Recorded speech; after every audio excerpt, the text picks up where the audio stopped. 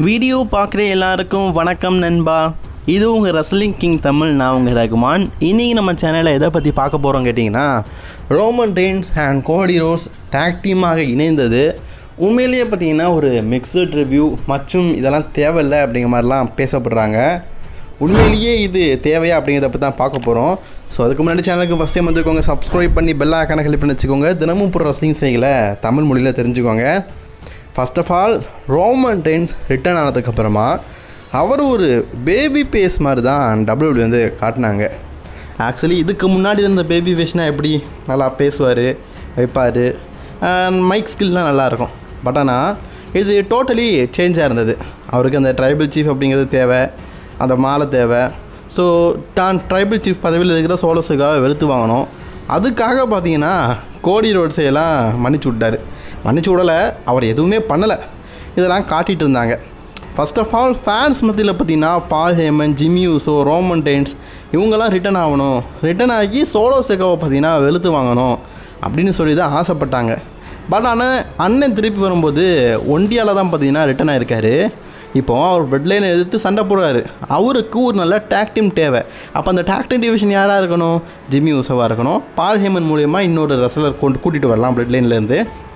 நிறைய பேர் இருக்கிறாங்க. அந்த மாதிரி கொண்டு போனாங்கன்னா பிளட் லைன் சிவில் வாருக்கு ஏற்ற மாதிரி ஸ்டோரியும் நல்லாயிருக்கும். பட் ஆனால் WWE என்ன பண்ணுறாங்க, ரோமன் ரெயின்ஸை கோடி ரோட்ஸ் கூட சேர்ந்து டேக் டீமாக இணைஞ்சிட்டாங்க. சோலோ சிக்காவை பொறுத்த வரைக்கும் நான் முதல்ல சொல்லியே ஆகணும், அந்த மனுஷன் பாவுங்க. இப்போ அவருக்கு பின்னாடி கையை கட்டிக்கிட்டு கையெல்லாம் கும்பிட்டுக்கிட்டு இருக்கிற ஜாக்கா ஃபாட்டு நிலமை கூட நல்லா இருக்குது. சோலோ சிக்காவை நிலமை தான் பரிதாபமாக இருக்குது. அந்த மனுஷன் பார்த்திங்கன்னா ரொம்பவே க்ளீனாக ஸ்மேக்டவுனில் பார்த்தீங்கன்னா கோடி ரோட்ஸ் கிட்ட தோற்று போயிட்டார். தோற்றதுக்கு அப்புறமா செத்த பாம்பு அடிக்கிற மாதிரி அடிக்கும்போது ரோமன் வந்து காப்பாற்றினார். மெயின் இவெண்ட்டில் ரோமன் ரெயின்ஸுக்கு டேக் டீமாக நான் இருக்க மாட்டேன்னு சொல்லிட்டு கடைசியில் பார்த்தீங்கன்னா கான்ட்ராக்டில் வந்து சைனிங் பண்ணி இப்போ நான் உனக்கு டேக் டீம் பார்ட்னராக இருக்கிறேன் அப்படின்னு சொல்லிட்டு கோடி ரோட்ஸ் சொல்லிட்டார். ஆக்சுவலி கோடி ரோட்ஸ்க்கும் ரோமன் ரெயின்ஸ்க்கும் நம்ம எதிர்பார்க்குறது ஒரு ரீமேட்ச் வச்சாலும் பரவாயில்ல. அந்த ஒரு டைட்டில் ஃபியூடில் ரோமன் ரெயின்ஸ் இருக்கிறாரு, ரோமன் ரெயின்ஸ் டைட்டிலுக்காக மோதுறாரு அப்படிங்கிற எதிர்பார்ப்புலையே அன்டிஸ்பியூட்டட் WWE சாம்பியன்ஷிப்பான எதிர்பார்ப்பு பார்த்திங்கன்னா எதுக்குறோம். இப்போது கோடி ரோட்ஸ் வந்து ரசல்மனியாக்கு அப்புறமா டைட்டில் வின் பண்ணதுக்கப்புறமா இவர் தோற்று போகிறதுக்கு வாய்ப்பு இருக்குது அப்படின்னு சொல்லிட்டு சொல்கிற அளவுக்கு ஒரு ஃபியூடு கூட இல்லை. 8 டைம் தான்ப்பா பண்ணுவார் அப்படின்னு. இப்போ ரோமன் ரெயின்ஸுக்கும் ஜாக்கா ஃபாட்டுக்கும் பார்த்திங்கன்னா ஒரு பயங்கரமான ஸ்டோரியை WWE டெவலப் பண்ணி வச்சுருக்கிறாங்க. 2 பேரும் நேருக்கு நேரம் சண்டை போடுறது கூட யோசிக்க வைக்கிறாங்க WWE. அப்படிப்பட்ட WWE கண்டிப்பாக பார்த்தீங்கன்னா இப்போதைக்கு ஜாக்கா ஃபாட்டோ தோக்க வைக்க மாட்டாங்க. ஃப்யூச்சரில் ஒரு பெரிய மேட்சாக ரோமன் ரெயின்ஸ் கூட வைப்பாங்க. அப்போது ரோமன் ரெயின்ஸும் கோடி ரோட்ஸும் சேர்ந்து டெட்லைன் கூட மோதும்போது யார் மீண்டும் பலியாடாவா? கண்டிப்பாக நமக்கு தெரியும், சோலோ சிக்காவா தான்.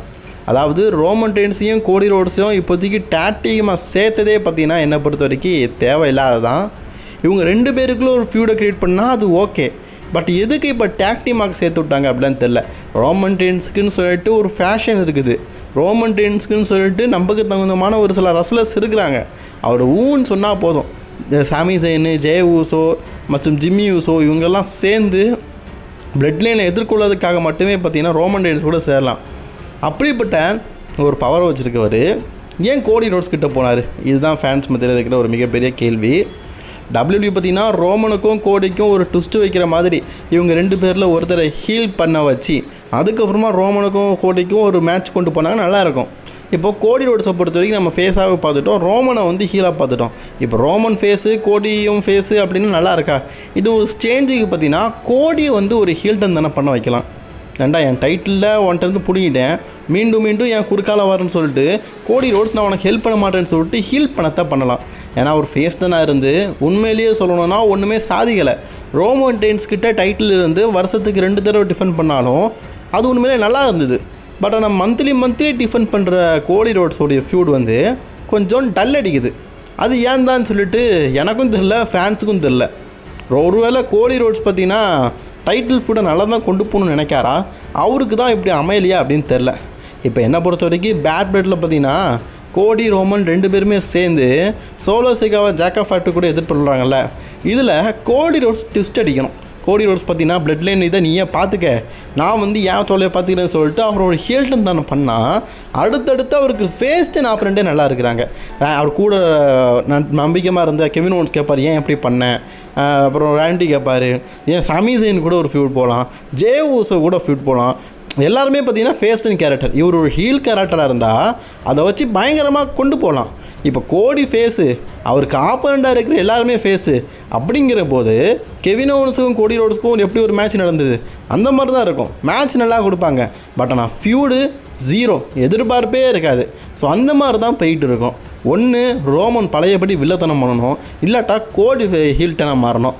அதை தவிர்த்து இன்னொரு பிளான் இருக்குதுன்னா ஜாக் ஆஃப் ஹார்ட்டோவை பார்த்தீங்கன்னா இப்போ பெருசாக காட்டுறாங்க, அவரை டைட்டில் ஃபீடு கிட்டே கொண்டு போகணும். இப்போ டைட்டில் ஃபீடு கூட கொண்டு போனாலும் அந்த ஆளை பார்த்தீங்கன்னா தோகை வச்சுட்டாங்கன்னா அவரோட மவுஸ்லாம் டவுன் ஆயிரும். அது ஒரு விஷயம் இருக்குது. சோலோ சிகாவை பொறுத்த வரைக்கும் நமக்கு தெரிஞ்சது தான் பலியாடி. இப்போ இவங்களுக்குள்ள ஒரு டாக்டிக் மேட்ச் வைக்கிறாங்கன்னா இதில் பிளட் லைன் தோற்று போகிறாங்கன்னா ஜாக் ஆஃப் ஹார்ட் மூலியமாக தோக்க வைக்க மாட்டானுங்க, சோலோ சிகா மூலியமாக தான் தோக்க வைப்பாங்க. ஆல்ரெடி அந்த ஆளுக்கு பார்த்தீங்கன்னா ஃபேன்ஸ் மத்தியில் ஃபேக் ட்ரைபல் சீஃப் அப்படிங்கிற பேர் இருக்குது. இதுக்கப்புறமா தோற்று போனார்னா அவருக்கு டோட்டல் மரியாதையே போயிடும், ஃபேன்ஸ்க்கே தெரிஞ்சிடும். எப்போ அவனை பிளட் லைன் ஸ்டோரிக்கு தான் இருக்கா, எப்போ அவனை டாப்பாக காட்டுறானுங்க. பிளட் லைன் ஸ்டோரிலாம் முடிஞ்சிட்டுனா சோலோ சிகாவெல்லாம் பார்த்தீங்கன்னா 24/7 சாம்பியன்ஷிப் அளவுக்கு கொண்டு போகணுங்கப்பா. இப்போவே அப்படி தான் தோக்க வச்சுக்கிட்டே இருக்காங்கன்னு சொல்லிட்டு ஃபேன்ஸ் பதில் ஒரு நெகட்டிவ் பாயிண்ட் வந்துடும். உண்மையே சொல்லணும்னா ஜாக் ஆஃப் ஹார்ட்டோ அளவுக்கு சோலோ சிகாவை WWE காட்டல. இப்போ ஜாக் ஆஃப் ஹார்ட்டோ நல்லா தான் காட்டுறாங்க, சிங்கிள்ஸ் மேட்ச்சில் கூட இன்னும் இறக்கல, அந்தளவுக்கு ஒரு டாமினேட்டராக இருக்கார். பட் ஆனால் சோலோ சிகாவா வந்ததுலேருந்து நல்லா தான் காட்டப்பட்டார். பட் ஆனால் இடையில சோலோ சிகாவை WWE மறந்துட்டாங்க. எப்போ ரோமன் ரெயின்ஸ் கூட ஒரு ஃபியூடுக்கு மோதுறாங்களோ, ஜே ஊசோ, கோடி ரோட்ஸு, எல்ஏ நைட்டு, அவங்க ரோமன் ரெயின்ஸ்க்கு மோதுறதுக்கு முன்னாடி ஒரு நாள் முன்னாடி இவர் சோலோ சிகாவை கூட மோதுவார் ரோமனுக்கு முன்னாடி. அப்போது சோலோ சிகாவை அவங்க க்ளீனாக பீட் பண்ணுவாங்க. இதுதான் காலங்காலமாக பார்த்தீங்கன்னா ரோமன் ரெயின்ஸ் கூட ஃபியூட் போனவங்களுக்கு நடந்தது. அதனால் சோலோ சிகாவோட மார்க்கெட் பார்த்தீங்கன்னா டவுனாவில் டோட்டலாக இறங்கிருச்சு. அந்த ஆளுக்கும் பார்த்தீங்கன்னா மவுஸே இல்லாமல் போயிருச்சு.